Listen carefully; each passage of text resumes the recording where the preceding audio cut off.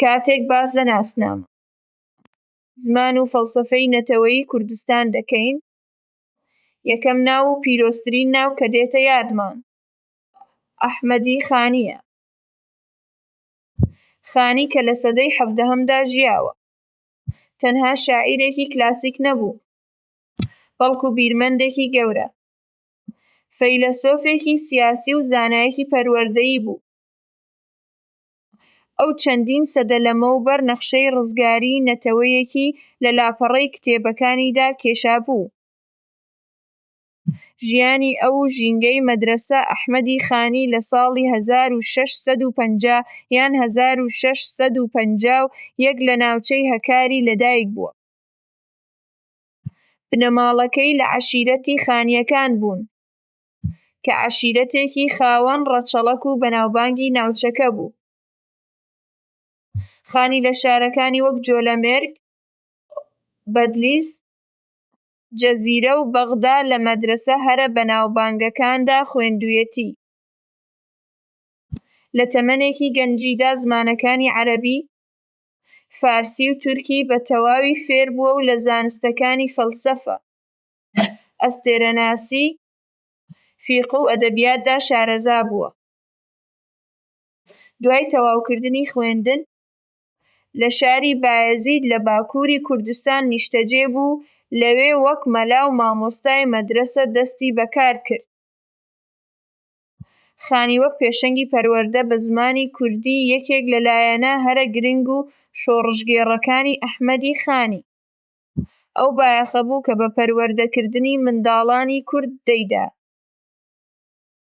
ئەو بینی کە منداڵانی کورد کاتێک دەست بە خوێندن دەکەن بەهۆی ئەوەی کتێبەکانی وانە بە زمانی عەرەبین، زوو تێناگەن و لە خوێندن سارد دەبنەوە.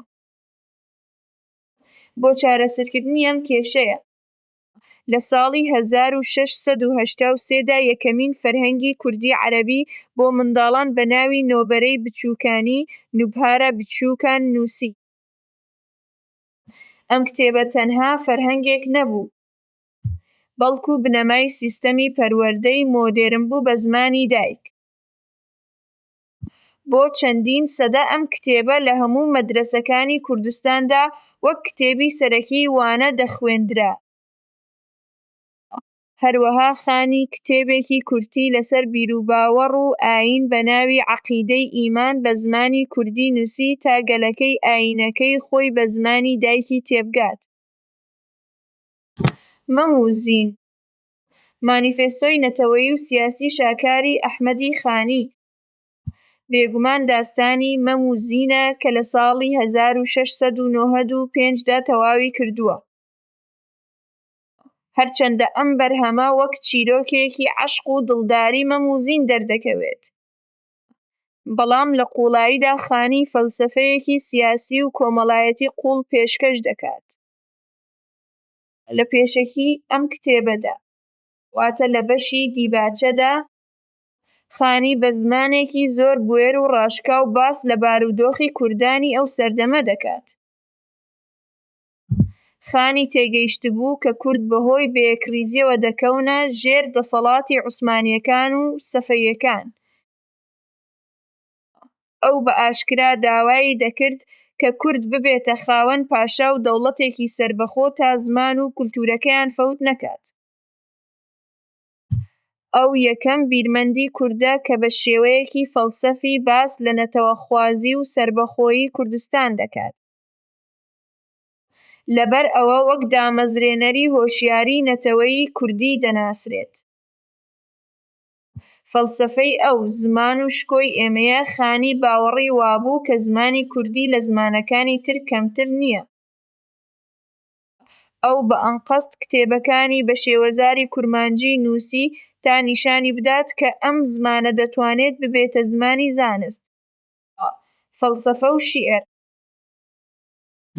لە دیباچەی مەم و زیندا ئەم وتە بەناوبانگانەی هەیە کە دەڵێت: دا خەڵک نەبێژن کو ئەکراد، بێ مەعریفەتن، بێ ئەسلوب و بونیاد، بۆ ئەوەی خەڵک نەڵێن کورد بێ هونەر و بێ ڕەچەڵەک و بنەمان. بەم کارە ویستی وەڵامی هەموو ئەو بێگانانە بداتەوە کە بە بچووکی سەیری ڕەنجی کورد و زمانی کوردییان دەکرد. لە فەلسەفەی خانیدا زانین و یەکێتی دوو کۆڵەکەی ڕزگارین. ئەو باوەڕی وابوو تا گەلی کورد فێری زانست نەبێت و لە ناوخۆیدا یەک نەگرێت، هەمیشە دەبێتە کایەکلەی دەستی دوژمنان. ئەم تێڕوانینەی ئەمڕۆ دوای 3 سەدەش هێشتا وەک ڕێبەرێکی زیندوو بۆ کۆمەڵگەی کوردی ماوەتەوە. میرات و کۆچی دوایی ئەحمەدی خانی لە ساڵی 1707 دا لە شاری بایەزید کۆچی دوایی کرد. مەزارەکەی ئەمڕۆ لە نزیک قەڵای ئیسحاق پاشایە و بووەتە شوێنێکی پیرۆز کە ساڵانە هەزاران کورد سەردانی دەکەن. ژیانی خانی بۆ نەوەکانی نوێ 3 پەیامی بنەڕەتی جێهێشتووە. یەکەم، خاوەندارێتی لە زمان، چونکە زمان کۆڵەکەی پاراستنی نەتەوەیە. دووەم، یەکێتی، چونکە بێ یەکریزی ناوخۆیی سەرکەوتن مەحاڵە. سێیەم، زانست و پەروەردە، چونکە تەنها لە ڕێگەی کتێب و خوێندنەوە مرۆڤ دەتوانێت لە تاریکی ڕزگاری بێت. بۆ قوتابیانی زمانی کوردی، خوێندنەوەی ئەحمەدی خانی تەنها فێربوونی ئەدەبیات نییە، بەڵکو تێگەیشتنە لە ڕۆحی کوردایەتی و بینینی ئاسۆکانی ئازادیە. خانی ئەو ڕووناکیەیە کە ڕێگەی تاریکی مێژووی بۆ ڕووناک کردووینەتەوە.